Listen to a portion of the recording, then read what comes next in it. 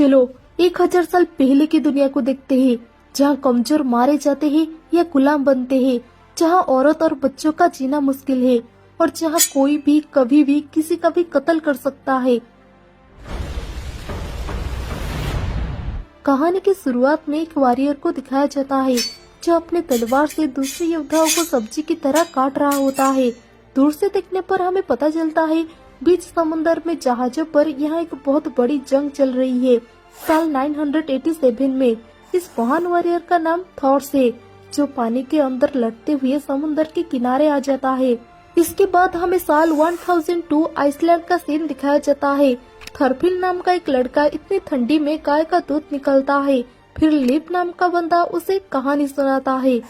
हवा के झोंके का सामना करते हुए हमारा जहाज एक महाद्वीप पर पहुंचा, एक ऐसी जगह जहां पेड़ों पर फल उगते हैं और घास ने जमीन को ढका रखा है। मैंने उस जगह का नाम रखा विनलैंड। मैंने वहां के रहने वालों को देखा, हम तुरंत ही दोस्त बन गए। उन्होंने मुझे तोहफे में ये पंखों से बनी पगड़ी दी। सिर्फ एक असली योद्धा ही इसे पहन सकता है। थॉरफिन को उसके बातों पे भरोसा होता है, पर बाकी बच्चों को नहीं होता। एक बच्चा कहता है, लिप तुम एक योद्धा नहीं हो। सब कहते हैं कि तुम एक बच्चे हो उन मूंछों के साथ जिसे लड़ना नहीं आता। लिप कहता है, क्या तुम्हें मुझ पर यकीन नहीं है? पर तुम्हें तो है ना थॉरफिन। थॉरफिन पूछता है, क्या मेरे पापा भी एक योद्धा है? ये सुनकर थॉर सारी से कहता है, इन बच्चों को घर छोड़ दो। इसे पता चलता है थॉरफिन थॉर्स का बेटा है। कुछ देर बाद थॉर्स की बेटी येल्वा भेड़ों के साथ घर वापस आती है। अगले दिन येल्वा घर के छत से बर्फ साफ करते हुए थॉरस को कहती है, पापा हम एक गुलाम क्यों नहीं रख सकते? माँ की तबीयत खराब होने की वजह से मुझे हर काम में उनकी मदद करनी पड़ती है। थॉर्स कहता है, हम ऐसा नहीं कर सकते। हर साल एक ही सवाल पूछना बंद करो। येल्वा कहती है, अब अजीब हो। तभी वो नीचे गिर जाती है और कहती है, पापा यहाँ नीचे कोई है। फिर वो खुदाई करने लगती है। खोदने पर उसे एक आदमी मिलता है। देखने से लगता है कि ये एक गुलाम है। उधर लीफ थॉरफिन को बताता है कि समुद्र बहुत खतरनाक है। एक दिन वो जहाज के साथ एक आइलैंड में फंस गया और वहाँ से सिर्फ वही अकेला बच पाया था। उसके बाकी 6 साथी मर चुके थे। थॉर्स उस गुलाम को घर के अंदर लाता है और अपनी पत्नी हेल्गा को पानी लाने के लिए कहता है। थॉर्स उसके हार्ट को पंप करके उसे उठाने का कोशिश करता है। लिप थॉरफिन से कहता है, पहले मैं नॉर्वे में रहता था। वहाँ का पानी जमकर बर्फ नहीं बनता था। एक हरा भरा जगह, सब कुछ सही था। लेकिन एक दिन वहाँ हरल नाम का एक ताकतवर इंसान आया और उसने हमारे देश को कब्जा कर लिया। कई लोग हरल के अत्याचार से तंग आकर यहाँ आइसलैंड में आ गए। थॉरफिन गुस्से में कहता है, तुम झूठे हो लिप। मेरे पापा और मेरे पूर्वज भाग नहीं सकते। तुम बेवकूफ हो। घर आकर वो देखता है कि थॉर्स किसी अनजान आदमी को उठाने का कोशिश कर रहा है। अचानक वह आदमी होश में आ जाता है। यह हाल्फडान का गुलाम था और हाल्फडान उसे वापस लेने थॉर्स के घर आता है। थॉर्स इस गुलाम के बदले हाल्फडान को 8 भेड़ ऑफर करता है और हाल्फडान राजी हो जाता है। रात को येल्वा रोते हुए कहती है, इसके लिए हमने 8 भेड़ का सौदा किया, फिर भी ये मर गया। आप कितने बेवकूफ हो पापा। थॉरफिन पूछता है, पापा क्या हम यहाँ भाग कर आए हैं? ऐसा लिप ने कहा। थॉर्स कहता है, हाँ ये सच है। उस दिन शनिवार था। शनिवार को नॉर्दर्न इंग्लैंड के वाइकिंग्स नहाते हैं। अंग्रेजों को ये बात पता थी। उन्होंने एकदम ही वाइकिंग्स पर हमला कर दिया। इधर थॉरफिन लड़ाई वाले खेल में हार जाता है। फिर वो लिप के पास आकर कहता है, कितने लकी हो, तुम कहाँ जा रहे हो? लिप कहता है, नॉर्वे जा रहा हूँ, मजे करने नहीं। तभी वो एक युद्ध वाले जहाज को नोटिस करता है। वो थॉरफिन से कहता है, क्या तुम मेरा एक मैसेज तुम्हारे पापा तक पहुँचा दोगे? थॉरफिन तुरंत ही थॉर्स को इसके बारे में बताता है। थॉर्स उस जहाज के सामने आकर कहता है, जोम्स वाइकिंग्स, मैं यहाँ हूँ। जहाज के सारे योद्धा झुककर उसका सम्मान करते हैं। थॉर्स कहता है, सोचा नहीं था मुझे ढूंढते ढूंढते इतनी दूर आ जाओगे फ्लकी। फ्लोकी कहता है, सोचा नहीं था नॉर्वे छोड़कर तुम पृथ्वी के इस आखिरी कोने में छुपे हुए मिलोगे। वैसे क्या हमें अंदर आने की इजाजत है? फिर फ्लोकी और थॉर्स के बीच जो सब बातचीत होती है वो थॉरफिन और उसके दोस्त चुपके से सुनते हैं। फ्लोकी कहता है, उन्होंने वाइकिंग्स के नहाते वक्त हमला किया। एक बड़ी जंग शुरू होने वाली है अंग्रेजों के खिलाफ। जोम्स वाइकिंग्स डेनमार्क आर्मी का साथ देंगे। फिर स्प्रिंग में इंग्लैंड पर हमला करेंगे। थॉर्स कहता है मुझे इस वार से कोई मतलब नहीं है। फ्लोकी कहता है ऐसा नहीं चलेगा, तुम्हें जॉन्स वाइकिंग्स का कैप्टन बनना ही होगा। तुम साथ नहीं दोगे तो हमारे लीडर्स की इज्जत मिट्टी में मिल जाएगी। लीप कहता है सोचा नहीं था कि थॉर्स एक जॉन्स वाइकिंग्स होगा। आरी पूछता है क्या वो ताकतवर है?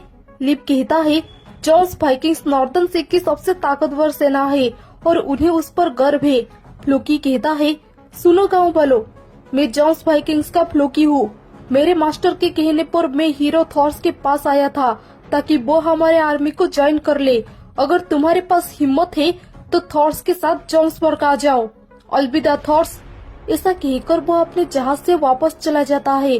थॉर्स घर में आकर कहता है मैंने गांव वालों को मुसीबत में डाल दिया। बहुत समय पहले मैं लोगों को मारकर जीता था, लेकिन अचानक एक दिन मुझे उस सब से नफरत हो गई, इसलिए मैं भाग आया। मुझे लगा मैं अपनी नकली मौत का दिखावा करने में कामयाब रहा, पर अब अगर मैं जंग में नहीं जाऊंगा तो उसकी सजा गांव वालों को मिलेगी। जंग की बात सुनकर थॉरफिन बहुत एक्साइटेड था। वो इस लड़ाई वाले खेल को खेल की तरह नहीं खेलता है, वो इसे एक असली जंग की तरह लेता है। इससे दूसरे बच्चों को चोट लग जाती है। वो थॉर्स से कंप्लेन करते हैं। थॉर्स पूछता है क्या ये सब थॉरफिन ने किया है? उसे तो आज। इधर थॉरफिन देखता है कि लोग हथियार के साथ जंग के लिए रेडी हो रहे हैं, इसलिए वो घर में एक हथियार ढूंढने लगता है। यल्वा कहती है इन सब के लिए तुम अभी बहुत छोटे हो, पर थॉरफिन नहीं सुनता है और उसे एक छोटा तलवार भी मिल जाता है। थॉर्स इस तलवार को पकड़ लेता है और पूछता है तुम इससे किसे मारना चाहते हो? थॉरफिन कहता है दुश्मनों को। थॉर्स कहता है ध्यान से सुनो थॉरफिन, हमारा कोई दुश्मन नहीं है, हमें किसी को मारना नहीं है। थॉरफिन कहता है पापा आप गलत हो, आप कल जंग में जा रहे हो दुश्मनों को मारने के लिए, है ना? ऐसा कहकर वो भाग जाता है। हेल्गा थॉर्स के हाथ को पकड़कर कहती है तुम्हारे हाथ से खून निकल रहा है। यहाँ से दूर फारोई आइलैंड में कुछ वाइकिंग्स एक क्रिश्चियन आदमी की जान से खेल रहे होते हैं। फ्लोकी एक आदमी को कहता है तुम्हारे आदमियों को तमीज नहीं है अस्कलड। अस्कलड कहता है हमें क्रिश्चियन से नफरत है फ्लोकी। फ्लोकी कहता है तुम्हें 5 लाख सोना मिलेगा, मैं सिर्फ उसकी लाश के बदले में ही पैसा दूंगा, बस थॉर्स को मार दो। उनके बातचीत के दौरान अस्कलड का एक आदमी गलती से वहाँ एक भाला फेंक देता है। अस्कलड कहता है हे संभाल कर, तुम लोगों ने लगभग मुझे मार ही दिया था। फिर वो फ्लोकी से पूछता है वैसे थॉर्स किस तरह का योद्धा है? फ्लोकी कहता है थॉर्स अब एक योद्धा नहीं रहा। अस्कलड बाहर आके उस भाला फेंकने वाले को कहता है काफी अच्छा था जॉन। फ्लोकी तो हैरान हो गया। जब फ्लोकी कपड़ा हटाता है हमें वहाँ एक जॉन्स वाइकिंग दिखता है जो कि फ्लोकी की सेना में से ही एक है और फ्लोकी अस्कलड की काबिलियत को समझ चुका है। थॉर्स अपने कुछ साथियों के साथ जॉन्सबर्ग जाने के लिए निकलता है। यल्वा कहती है मुझे यकीन नहीं होता थॉरफिन पिताजी को देखने तक नहीं आया, जरूर कल के डांट के कारण गुस्सा होगा। थोड़ा आगे आने के बाद थॉर्स कहता है अब कुछ देर के लिए हमें चप्पू नहीं चलाना पड़ेगा, हवा के वजह से जहाज खुद चल रही है। तभी कोई कहता है इसका मतलब अब हम वापस नहीं जा सकते ना पिताजी? थॉर्स कहता है हाँ बिल्कुल। फिर वो सरप्राइज हो जाता है। तभी थॉरफिन एक डिब्बे में से बाहर निकलता है और समुन्दर को देखकर बहुत खुश हो जाता है। फिर चोरी छुपे आने की वजह से थॉर्स थॉरफिन का पिछवाड़ा लाल कर देता है। आइसलैंड के वाइकिंग्स जॉन्सबर्ग की ओर जा रहे हैं, ये जाने बगैर कि अस्कलड रास्ते में उनका इंतजार कर रहा है। रात को जाते वक्त आरी थॉर्स से कहता है थॉर्स मैंने सुना आप कोई लड़ाइयाँ लड़े हैं, हमें कुछ कहानियाँ सुनाइए ना। मैं भी कुछ जनरल्स का सर काटना चाहता हूँ ताकि मैं एक असली मर्द बन सकूं। थॉर्स कहता है मेरी बेटी को ताकतवर आदमी पसंद है, क्या तुम यल्वा से प्यार करते हो आरी? आरी कहता है हाँ मैं उसे पसंद करता हूँ, वो काफी क्यूट है। थॉर्स कहता है उसके जन्म के वक्त मैं जॉन्स वाइकिंग्स की आर्मी में था, वो मेरी पहली संतान है। मेरी पत्नी हेल्गा आर्मी के लीडर की बेटी थी। इसके पास से मुझे युद्ध से डर लगने लगा था। मुझे यकीन है कि मेरे पुराने साथी मुझसे नफरत करते होंगे। सुबह आइसलैंड और नॉर्वे के बीच वाले फोराई आइलैंड की तरफ वो निकलते हैं। इस रास्ते को देखकर लीप कहता है आखिरी बार से ये जगह थोड़ी अलग लग रही है। थॉर्स कहता है वापस चलो लीप, मुझे भी कुछ ठीक नहीं लग रहा है। अस्केलेड के आदमी वहाँ उनका इंतजार कर रहे थे। वो लोग तुरंत वहाँ लकड़ियाँ फेंक देते हैं। इसकी वजह से आगे का रास्ता बंद हो जाती है। थॉर्स को पता चल जाता है कि कोई उस खड़ी के पीछे छुपा हुआ है। तब वहाँ से अस्केलेड अपने आदमियों के साथ आता है। वो लोग उन्हें चारों तरफ से घेर लेते हैं। जैसे ही आरी तलवार निकलता है, थॉर्स कहता है, रुक जाओ आरी, वो कोई किसान नहीं है जो गर्मियों में ज्यादा पैसों के लिए पैरेट्स का काम कर रहे हैं। वो थॉरफिन को एक छोटा तलवार देके आगे बढ़ता है। अस्केलेड के शिप पे जॉन एक मशरूम खाते हुए कहता है, मैं देखना चाहता हूँ कि ये जॉन के महाबली कितने ताकतवर है। थॉर्स अस्केलेड के जहाज पे आके उसके लोगों के ऊपर हमला करता है। जॉन बेकाबू हो जाता है। अस्केलेड के लोग आइसलैंड के लोगों को जिंदा पकड़ना चाहते हैं, उन्हें गुलाम बनाने के लिए। थॉर्स जॉन को पानी में फेंककर अपने जहाज में आता है और कहता है, तुम अपनी आधी सेना खो चुके हो, चले जाओ, मैं तुम्हें जिंदा छोड़ दूंगा। फिर वो सोचता है, लगता है वो मेरी बात सुनकर जाने वालों में से नहीं है। तो वो अस्केलेड को डुएल की चुनौती देता है। अस्केलेड चालाकी से लड़ता है। वो थॉर्स के तलवार को तोड़ देता है। फिर थॉर्स अस्केलेड की तलवार को छीनकर उसे हरा देता है। अस्केलेड कहता है, तुम सच में एक महान योद्धा हो थॉर्स, तो जंग से दूर रह के अपने टैलेंट को बर्बाद क्यों कर रहे हो।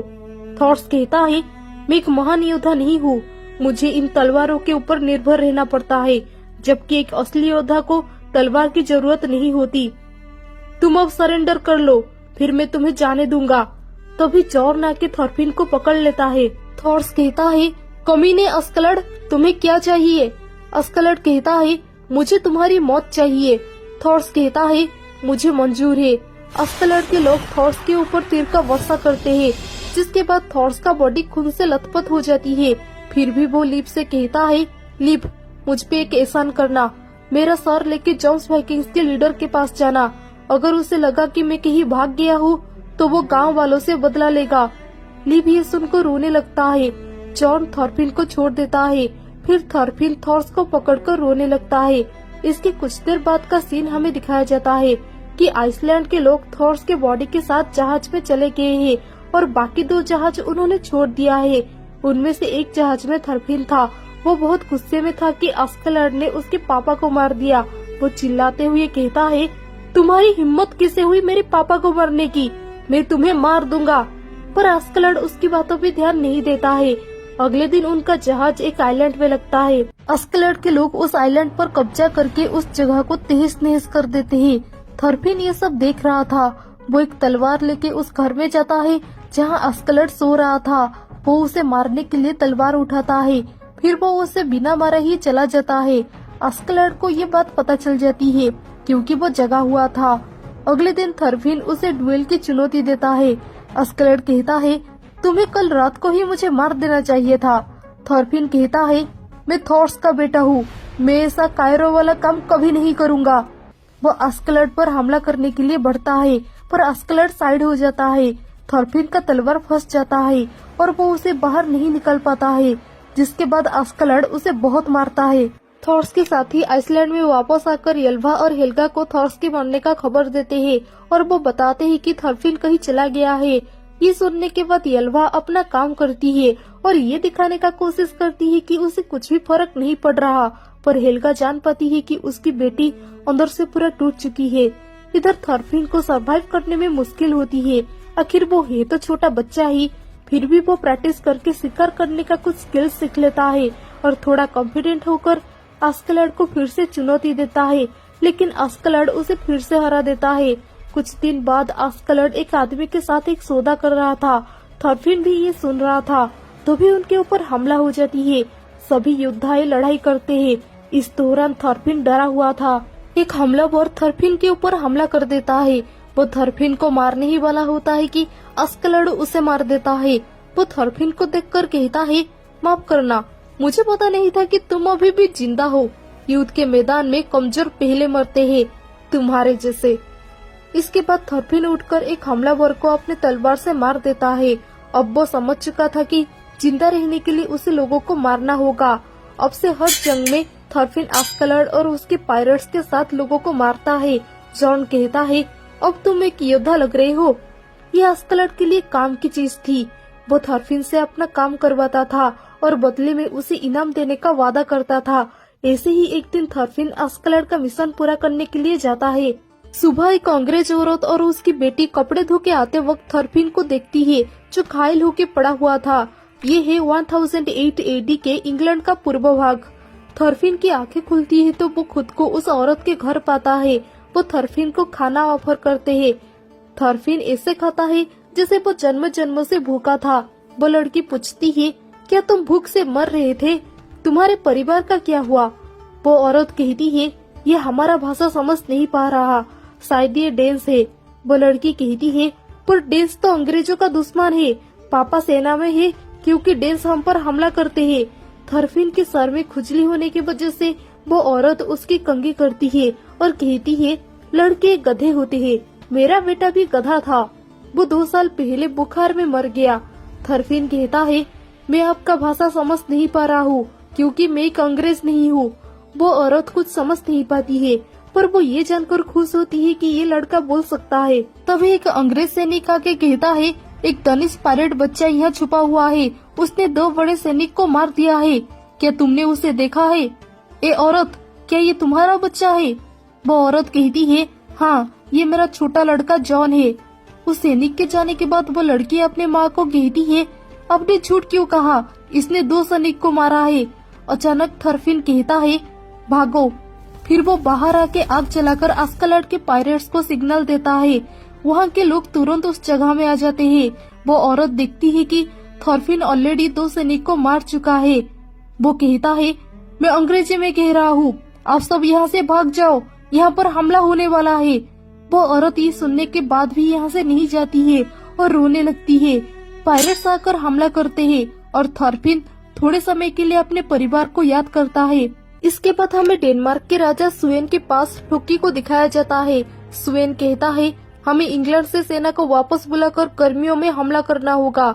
यहाँ डेनमार्क का राजा इंग्लैंड को कब्जा करना चाहता है और अस्कलड इंग्लैंड के पूर्व भाग को लूटने के बाद फ्रांस में आता है। वो नोटिस करता है कि ये फरासी लोग आपस में ही लड़ रहे हैं किसी खजाने के लिए। सो वो थॉरफिन को एक संदेश देने के लिए भेजता है। थॉरफिन उन सैनिक के पास आकर पूछता है, क्या कोई नॉर्वे का भाषा नॉर्स समझ पाता है? क्योंकि थॉरफिन नॉर्वे से है, सो उसे नॉर्स बोलना ही आता है। फ्रांस के सैनिक ये समझ नहीं पाते हैं, पर थॉरफिन सीरियस था, इसीलिए सैनिक उसे अपने लीडर के पास लाते हैं। उनका लीडर थॉरफिन की बातों को सुनकर कहता है, तो तुम हमारी मदद करना चाहते हो और उसके बदले तुम्हें खजाने का आधा हिस्सा चाहिए। अपना किस्मत आजमा लो नॉर्मानी बच्चे। थॉरफिन डील पक्का होने का सिग्नल पायरेट्स को देता है। सुबह लीडर पूछता है, बच्चे तुम्हारे साथी कहाँ है? वो कब हमला करेंगे? थॉरफिन कहता है, अब सामने से हमला करो, हम नदी की तरफ से हमला करेंगे। लीडर की सेना दरवाजे की तरफ से हमला करते हैं। थॉरफिन दुश्मन के जनरल का सर काट के लाता है क्योंकि इसके बदले ही अस्कलड उसे इनाम देगा और पायरेट्स नदी की तरफ से आके दुश्मन की सेनाओं को तुरंत ही खत्म करके चले जाते हैं। लड़ाई खत्म होने के बाद लीडर खुश होता है कि वो अब जीत चुका है। तभी उसे खबर मिलती है कि उसका खजाना चोरी हो गया है और ये चोरी अस्कलड के पायरेट्स ने की है। अस्कलड उसे खूब चिढ़ाता है। तभी थॉरफिन जनरल का सर लाके अस्कलड के सामने रखता है। फिर वो कहता है, तुमने वादा किया था, तुम इसके बदले मुझे इनाम दोगे। मैं आइसलैंड का योद्धा थॉर्स का बेटा थॉरफिन अपने पिता के तलवार के नाम पर तुम्हें डुएल की चुनौती देता हूँ अस्कलड। अस्कलड कहता है, मैं तुम्हारी चुनौती को कबूल करता हूँ थॉरफिन, वैसे हम बाद में लड़ेंगे, अभी हम यहाँ से बाहर जा रहे हैं। थॉरफिन गुस्से में था। पायरेट्स डेनमार्क के गॉम विलेज में पहुँचते हैं। यहाँ के लोग अस्कलड के जाने पहचाने हैं। ये लोग उसे फिर से देखकर खुश हो जाते हैं क्योंकि अस्कलड उनके लिए ढेर सारा खजाना लेके आया था। इसके बाद अस्कलड अपने वादे के मुताबिक थॉरफिन से डुएल बैटल लड़ने आता है। गॉम विलेज के लोग ये देखकर हैरान थे कि एक बच्चा अस्कलड को चुनौती दे रहा है। अस्कलड कहता है, तुम कर सकते हो बच्चे, वैसे तुम काफी बड़े हो गए हो। अब तुम कितने साल के हो? उस वक्त तुम इतने से थे। थॉरफिन लगातार हमला करता है अस्कलड पर। थॉरफिन को ऐसे लड़ाई करते देख गाँव वाले हैरान थे। अस्कलड चालाकी से थॉरफिन को हराने का कोशिश करता है, पर थॉरफिन इस चालाकी में फंसने वाला नहीं था। अस्कलड कहता है, थॉरफिन तुम्हारे पिता का नाम क्या था? बूढ़ा हो गया हूँ तो भूल गया हूँ, वैसे भी मैंने कितने लोगों को मारा है, याद कैसे रहेगा? थॉरफिन कहता है, मेरा पापा का नाम थॉर्स है, कमीने। अगर तुम उनसे ईमानदारी से लड़े होते तो मेरे पापा कभी नहीं हारते। अस्कलड कहता है, ओ मुझे याद आया, वो बेवकूफ जिसने एक छोटे बच्चे को बचाने के लिए तलवार फेंक दी थी। थॉरफिन ये सुनकर अपने गुस्से को काबू नहीं कर पाता है और यही वो एक गलती कर देता है जिसकी वजह से अस्कलड उसे तुरंत ही हरा देता है। रात को पायरेट्स ढेर सारा खाना खाते हैं। वहाँ एक गुलाम औरत को सही से काम न करने की वजह से पीटा जाता है, जो पहले एक नोबेल थी। उसका नाम हॉर्डा है और उसे मारने वाला गांव का मुखिया गॉर्म है। थॉरफिन जहाज में बैठकर अपने पापा को याद कर रहा था, तभी हॉर्डा उसके लिए खाना लेके आती है। वो पूछती है, हे क्या आप एक गुलाम हो? थॉरफिन कहता है, मैं एक योद्धा हूँ, मैं तुम्हारी तरह नहीं हूँ। अगर मैं तुम्हारी जगह होता तो गॉर्म को मारकर भाग जाता और जो भी मेरे रास्ते में आता उसे भी मार देता।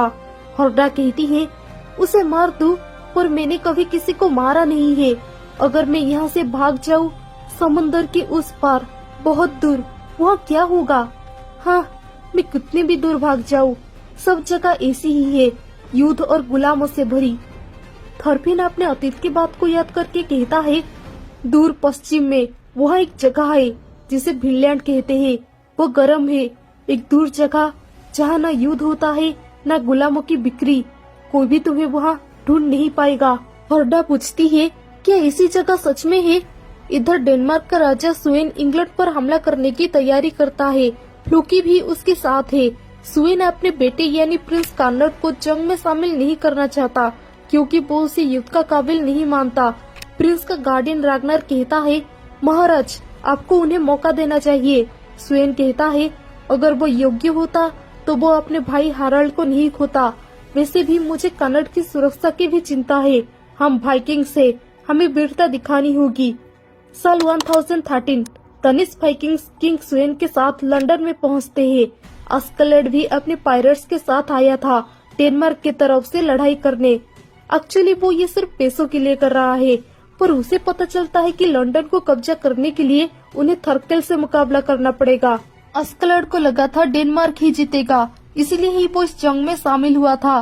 पर अब सिचुएशन अलग है, इसलिए वो थॉरफिन का सहारा लेने का सोचता है।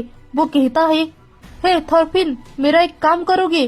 थॉरफिन कहता है, पहले वादा करो कि तुम मेरे साथ फिर से एक डुएल करोगे। अस्कलड कहता है, हाँ, तुम बार बार वही चीज कर रहे हो जिसमें तुम नहीं जीत सकते। लगता है तुम अपने पिता से मिलना चाहते हो। थॉरफिन गुस्से में कहता है, भूलो मत अस्कलड, मैं अपने पिता के मौत का प्रतिशोध लेना चाहता हूँ। हमारे अगले डुएल में तुम हारोगे। अस्कलड कहता है, तो काम पे लग जाओ, मुझे थर्केल का सर लाके दो। थर्केल की हाइट उसके एडवांटेज है और वो अकेला ही ढेर सारे लोगों को मार सकता है। फ्लोकी उसके पास आकर कहता है, थर्केल, डेनमार्क का राजा स्वेन इंग्लैंड पर कब्जा करना चाहता है।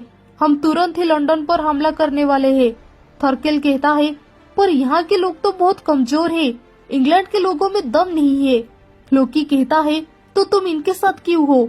तुम्हें याद है ना, हम दोनों पहले अच्छे दोस्त थे और एक साथ ही लड़ाई करते थे। हम तुम्हें इंग्लैंड से ज्यादा पैसे देंगे, हमारे साथ आ जाओ। थर्केल कहता है, नहीं, मुझे नहीं चाहिए।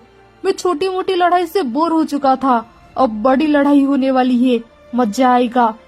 अपना लड़ाई का शौक पूरा करने के लिए थर्केल इंग्लैंड की तरफ से लड़ता है। वो तुरंत फ्लोकी पर हमला कर देता है, साथ ही जंग शुरू हो जाती है। थॉरफिन थर्केल के ऊपर हमला करने का कोशिश करता है। थर्केल फिजिकली इतना स्ट्रांग है कि थॉरफिन उस पर इतने आसानी से हमला नहीं कर पाता है। फिर थॉरफिन उसके गर्दन को निशाना लगाता है, पर उसकी खंजर थर्केल के हाथ पे लगती है। अब वो थर्केल के पकड़ में आ चुका था। थर्केल उसे पटक पटक कर मारता है। थॉरफिन को मुर्दा समझकर वो पूछता है, ए, तुम मर गए क्या? लेकिन थॉरफिन उसकी अंगूठी को काटकर खुद को छुड़वा लेता है। थर्केल खुश होकर कहता है, हे योद्धा, अपना नाम बताओ। थॉरफिन कहता है, मैं थॉर्स का बेटा थॉरफिन हूँ, और वो भाग जाता है। थॉर्स का नाम सुनकर थर्केल हैरान हो गया। वो थॉरफिन से कहता है, हे योद्धा थॉरफिन, तुमसे लड़ने में मजा आया। थर्केल की वजह से स्वेन को लगता है कि इंग्लैंड को कब्जा करना आसान नहीं होगा। वो कहता है, हम इंग्लैंड पर कब्जा करने के लिए 4000 सैनिक के साथ कार्नट को भेजेंगे। यही समय है उसे परखने का। रागनर गुस्से में कहता है, आपने कहा था आप राजकुमार को जंग में शामिल नहीं करेंगे। थर्केल के आगे पूरी सेना खड़ी हो गई। तो भी कोई उम्मीद नहीं है। उसे आधी सेना से हराना तो नामुमकिन है। स्वेन कहता है, रागनार, मेरा बेटा कार्नट तुम्हारे क्रिश्चियन तरीकों की वजह से बिगड़ गया है। वो एक मर्द होकर भी डरपोक जैसा हरकत करता है। उसे ये करना ही होगा। देखते हुए थरपिन घायल हालत में पायरेट्स के पास आता है। अस्कलड उसे कहता है, मैं वेसेस की तरफ जा रहा हूँ, तुम्हारा क्या? अगर चलने में दर्द हो रहा है तो मैं तुम्हें यही छोड़ दूंगा। थरपिन बेचारा लंगड़ाते हुए पायरेट सेनाओं के साथ चलता है। वो थरकेल को याद करके कहता है, वो पागल आदमी, उसे युद्ध में क्या मजा आता है। थरकेल का लड़ाई से मन नहीं भरी थी तो वो उस जगह पे हमला करता है जहाँ प्रिंस कार्नट है। प्रिंस कार्नट जीसस की पूजा कर रहा था। रागनार आके उसे खबर देता है कि थरकेल हम पर हमला कर रहा है। दूसरी ओर छोटे थरपिन की आंखें खुलती है और वो खुद को एक हरी भरी जगह पे पाता है जहाँ उसकी माँ हेल्गा और बहन यल्वा थी। वहाँ आरी और उसका पापा थॉर्स भी थे।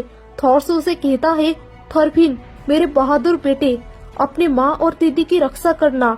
इससे परिवार का होना कभी खुशी की बात है। अचानक मौसम बदल जाती है। थॉर्स कहता है, तुम समझ गए तो बदला लेने के बारे में भूल जाओ। तुम्हें लगता है मुझे इससे खुशी मिलेगी? तभी थरपिन देखता है कि इस गांव पर हमला हो रहा है। वो चिल्लाकर कहता है, हमारा विलेज, पापा, अब हम क्या करें? अचानक थॉर्स पर हमला होता है। थरपिन अपने पापा को अपने सामने मरते हुए देखता है। एक्चुअली ये थरपिन का एक बुरा सपना था जिसके बाद उसे नींद नहीं आती है। अस्कलड के पायरेट्स आपस में ही लड़ रहे थे। उस वक्त थरपिन बाहर आके अपने पापा को याद करता है। अस्कलड वही था। वो कहता है, तुम जल्दी उठ गए थरपिन, सूरज अभी तक नहीं उगा। उनकी शोर की वजह से सो नहीं पाए ना? वो सभी गुस्सा है क्योंकि हम काफी दिनों से चल रहे हैं। तुम्हें आराम कर लेना चाहिए कभी कभी। थरपिन कहता है, ऐसे बात मत करो जैसे मैं तुम्हारा दोस्त हूँ। मुझे लगता है तुम सोच रहे हो मैं तुम्हारे कंट्रोल में हूँ। ये तुम्हारा भ्रम है, लेकिन ये सब खत्म हो जाएगा जब मैं तुम्हें मार दूंगा। अस्कलड कहता है, मैं तो डर गया। मुझे कभी नहीं लगा था एक छोटा लड़का मुझे धमकाएगा। खैर, वक्त तुम्हारे साथ है। तुम बड़े हो रहे हो और मैं बूढ़ा हो रहा हूँ। उनकी ऐसी बातचीत सुबह तक चलती है। थरपिन एक सैनिक को नोटिस करके कहता है, ये एक अंग्रेज सैनिक होगा। अस्कलड कहता है, नहीं, ये अपना ही आदमी है। वो उस सैनिक को कहता है, ओए रुको, हम अस्कलड की यूनिट है, किंग स्वेन के साथ। तुम कहाँ से आए हो? वो सैनिक कहता है, मैं रागनार की यूनिट से हूँ, प्रिंस कार्नट के साथ।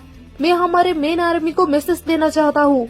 अस्कलड कहता है, मेन आर्मी उत्तर की ओर चले गए। वो सैनिक पूछता है, तो तुम यहाँ क्या कर रहे हो?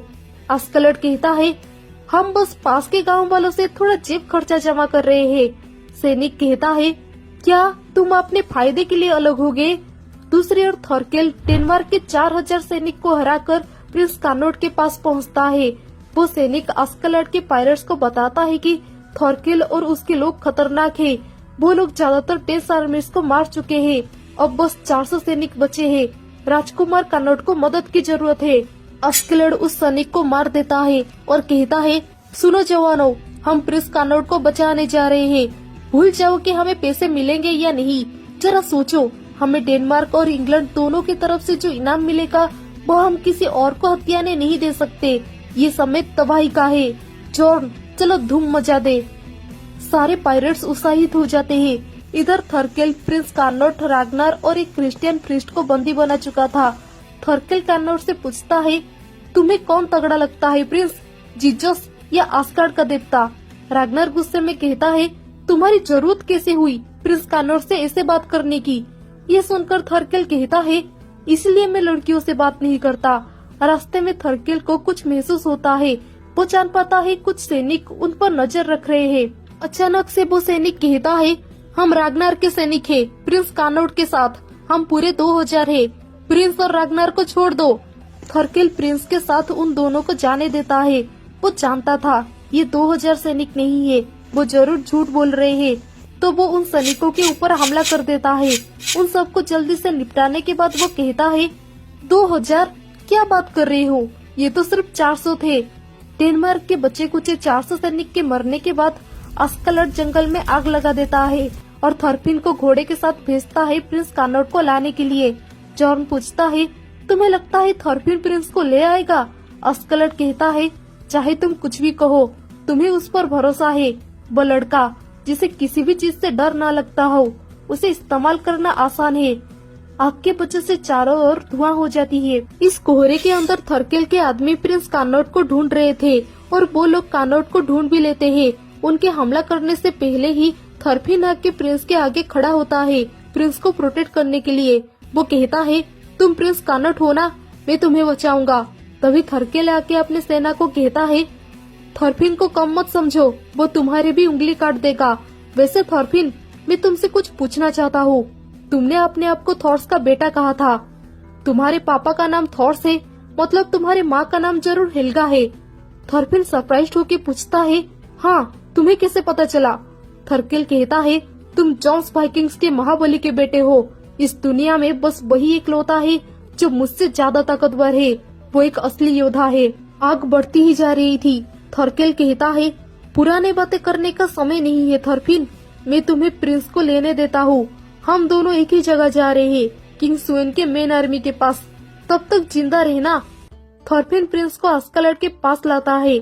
अस्कलड झुककर कहता है, मैं अस्कलड, ओलाफ का बेटा, इनका बॉडीगार्ड होने के नाते मुझे प्रिंस कार्नोट का चेहरा देखना है। ये सुनने के बाद प्रिंस कार्नोट अपना मुखौटा उतार देता है। उसके लड़की जैसे चेहरे को देखकर अस्कलड सोचता है, ये तो एक प्रिंसेस की तरह दिख रहा है। वहाँ से आगे बढ़ते वक्त अस्कलड को एक अंग्रेजी मछुआरा मिलता है। वो उसे एक पेपर देता है डिलीवर करने के लिए और कहता है, नदी के उस पार किसी भी एल्डर को दे देना, अर्जेंट है। उन्हें बोलना कि ये लेडिया का बेटा अस्कलड का है। वो मछुआरा संदेश देने चला जाता है। अस्कलड के पायलट्स में से एक का कान बहुत तेज है। वो कहता है, मैं सैनिक और घोड़ों की आगे बढ़ती आवाज सुन सकता हूँ। वो तेजी से आगे बढ़ रहे हैं। ऐसे तो वो कुछ दिनों में ही हम तक पहुँच जाएंगे। घोड़े पर 2 लोग उस तरफ है। अस्कलड उन्हें देखकर कहता है, उन्होंने हमें ढूंढ लिया है। रागनार कहता है, हमें लड़ाई के लिए पोजीशन लेनी होगी। अस्कलड कहता है, मैंने मदद मांगी है, उनके आने तक हम भागते रहेंगे। पश्चिम इंग्लैंड में थर्केल के आदमी आगे बढ़ रहे हैं। रात को अस्कलड के आदमी आराम कर रहे थे। जॉन कहता है, ये लोग घबराए हुए हैं। अस्कलड कहता है, घबराने से वो लोग जल्दी आगे बढ़ेंगे।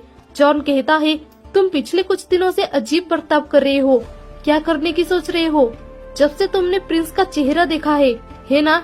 अस्कलड कहता है, मैं 40 सालों से अपराधियों के साथ रह रहा हूँ। मैं आदमियों को देखकर बता सकता हूँ कि वो तगड़े हैं या नहीं, या वो होशियार है या फिर एक गधा, सिर्फ उनका चेहरा देखकर। जब मैंने प्रिंस का चेहरा देखा, मुझे पता चल गया वो चेहरा एक राजा का नहीं है। जॉन कहता है, हाँ, वो लड़की जैसा दिखता है, लेकिन वो अभी एक बच्चा है। अस्कलड कहता है, हाँ, वो अभी छोटा है, उसका भविष्य उसके इंतजार कर रहा है। सुबह होने से पहले ही अस्कलड के सैनिक निकल पड़ते हैं, क्योंकि अगर वो लेट हो जाएंगे तो थर्केल उनके पास जल्दी पहुंच जाएगा। आगे अस्कलड की मदद के लिए नदी के उस तरफ वाले लोग आ जाते हैं। थर्केल का वो जासूस उसे खबर देता है कि अस्कलड ने नदी के उस तरफ से मदद बुलाया है। उसका एक सैनिक पूछता है, क्या इसका मतलब नदी के उस पार इंग्लैंड के लोग डेनमार्क की तरफ हो गए हैं? थर्केल कहता है, बेवकूफ, तुझे कुछ भी पता नहीं है। पहली बात तो ये है कि नदी के उस तरफ का एरिया इंग्लैंड का नहीं है, वेल्स का है। वेल्स इंग्लैंड के पश्चिम में बसा एक पहाड़ी इलाका है। ये देश इंग्लैंड से हर चीज में छोटा है। रोमन एम्पायर के राज खत्म होने के बाद वेल्स को कभी एक देश का दर्जा नहीं दिया गया। वो इलाका कई 100 सालों से छोटे छोटे इलाका में बटा हुआ है। तो वेल्स के लोगों ने अस्कलड की मदद की मांग सुन ली है। रागनार कहता है, मुझे इसके लिए तुम्हारी तारीफ करनी पड़ेगी अस्कलड। थर्केल को अच्छे से बेवकूफ बनाया। अगर हम समुन्दर के रास्ते से चले तो हम जल्दी पहुंच जाएंगे। अस्कलड कहता है, नहीं, हम जमीन के रास्ते से जाएंगे। रागनार कहता है, क्या बक रहे हो, यहाँ एक बड़ी युद्ध जहाज है। अस्कलड कहता है, उसे एक बड़े देश के नजरिया से मत देखो। इस छोटे देश के लिए 3 युद्ध जहाज ही बहुत कीमती है। हमें तो उनका धन्यवाद करना चाहिए कि हम थर्केल से बच गए। जो भी हो, ये देश मेरा दोस्त है, फिक्र मत करो, थर्फिन कार्नोट की रक्षा करेगा और ये प्रिंस का उम्र का ही है। पर कार्नोट थर्फिन को देखकर डर जाता है। अस्कलड थर्फिन को कहता है, पागल है क्या, उसे घूर क्यों रहा है? अस्कलड की मदद के लिए वेल्स राज्य का एक जनरल आया था जिसका नाम ग्राटियानस है। ग्राटियानस कहता है, क्या ये सच में इंग्लैंड का अगला राजा बनेगा? खैर, हम डनिश प्रिंस की मदद इसलिए कर रहे हैं ताकि हम शांति से रह सके। प्रिंस, कसम खाओ कि इंग्लैंड का राजा बनने के बाद तुम कभी वेल्स के मामले में टांग नहीं अड़ाओगे। पर प्रिंस कुछ भी जवाब नहीं देता है। ग्राटियानस कहता है, छोड़ो, मैं बाद में ये पूछूंगा। थर्किल के लोगों ने उस प्रिस्ट को पकड़ लिया था। प्रिस्ट कहता है, मुझे सोने, चांदी या सुंदर लड़कियां नहीं चाहिए, मुझे बस प्यार चाहिए। थर्किल के सैनिक कहते हैं, ये प्यार क्या होती है? शायद ये इन क्रिश्चियन का कोई मंत्र होगा। हे, हम कितने चांदी के सिक्कों से इस प्यार को खरीद सकते हैं? प्रिस्ट हैरान था कि इन लोगों को पता ही नहीं है कि प्यार क्या है। वो कहता है, बिना प्यार के सोना, चांदी और खूबसूरत औरत भी बेकार है। पर ये सैनिक उसे इग्नोर करते हैं, ये समझकर कि ये प्रिस्ट एक पागल है। जाते वक्त ग्राटियानस पूछता है, तो क्या ये है तुम्हारा राजा अस्कलड? अस्कलड कहता है, वो अंदर से बहुत अच्छा है और मुझे उससे बहुत उम्मीद है। जितना तुम किसी आदमी पर निर्भर होगे, उतनी ही तुम्हारी बदकिस्मती बढ़ती जाएगी। शायद हमें ऐसे ही किसी की जरूरत है। ग्राटियानस कहता है, हम ब्रिटानिया के वंशज हैं, हम डेन्स राजा के हुक्म नहीं मानेंगे। जॉर्न अस्कलड को एक मैसेज देता है और थॉरफिन को भी पता चल चुका है कि वो लोग दुश्मनों से घिर चुके हैं। इतने दिनों बाद हमें आइसलैंड का सीन दिखाया जाता है। लिव देखता है कि यहाँ पर भी हमला हुआ है, लोगों को गुलाम बनाया जा रहा है। इधर थॉरफिन लड़ाई के लिए तैयार हो जाता है। तो ये था इस स्टोरी का पार्ट 1।